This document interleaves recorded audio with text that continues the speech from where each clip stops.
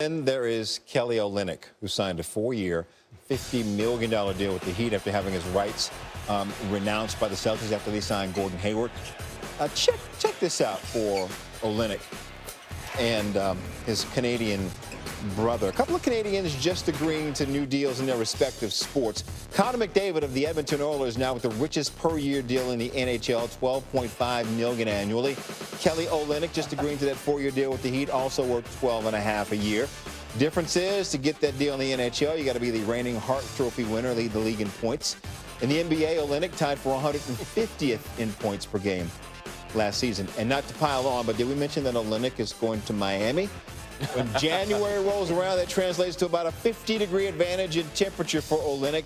And we won't even mention the fact that there is no state income tax in Florida. So, Mike, the Heat lost out on Gordon Hayward, moved on with their plan B pretty quickly. What do you think of the Miami Heat? I mean, this was clearly a fallback move. This was your plan B move. It was I'm not going to be a neuroscientist, so I'm going to become a barista at Starbucks, basically. And I don't think it was that much of a drop off. The amazing thing is Kelly Olynyk made that money to me in Game 7 against the Wizards.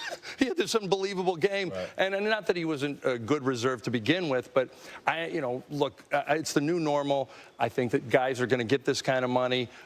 Good luck for him. I just didn't know, and I'm surprised too, that basketball's become the national pastime in Canada now. Yeah, I mean, Canada's been giving us all sorts of talent. Yes. It's terrific. But if you think about the numbers here, and I was doing a little math on this, is if Olynyk had signed for 4 years and $32 million, would we freak?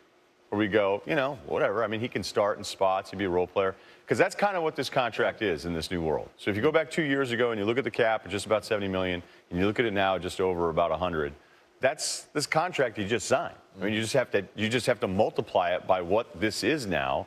And him making $50 million, it seems absurd, but it's really not that far off from what the contract would have been with a $70 million cap. So, yes, Miami fans aren't going, oh, that's pretty cool, like Hayward and Olynyk. I mean, it's two completely different guys, but we have to start remembering how some of these deals work with the $100+ million cap. I just think everybody in America is upset because he looks like a roadie from Metallica. And so how can you give that kind of guy money? But, look, I mean, Miami still got to get a star. Yeah. I mean, again, Dragic is good. Hassan Whiteside is a special player. But if you're Pat Riley and you couldn't convince Gordon Hayward and you lost Dwayne Wade and LeBron James in the last 3 years for different reasons, you got to get another star if you're going to fill that arena every night again. But I hear that, Mike, and I go, I mean, look, you know this, so I'm not telling you anything you don't know. It's just so hard. I mean, I know it's easier said than done. There's 20+ teams going, when are we going to get one of these top 5 guys? And most of those GMs are never going to get that guy, and then they're going to lose their job and they're going to become assistant GM. So when I look at Riley and this idea that he's lost his touch, in a way, Heat fans should be thrilled that 7 years ago you even had the touch to pull off what was the greatest free agent summer that we'd ever seen. Yeah. So getting one of those ever is actually pretty rare. So I think the mistake may have been because that happened the way it did in 2010, that it was just supposed to happen all the time, and the Heat are loading up for Durant. They're going to be able to keep LeBron, and Pat Riley and these guys, banners, the rings, all these different things.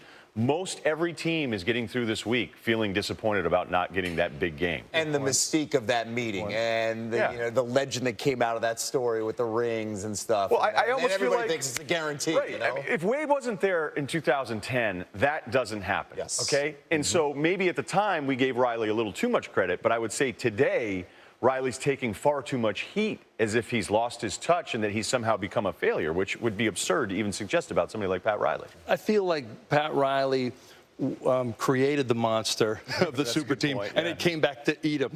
And it came back to eat a lot of people. So, yeah. And the Warriors just keep on eating. They do. Just snacking away. Ryan.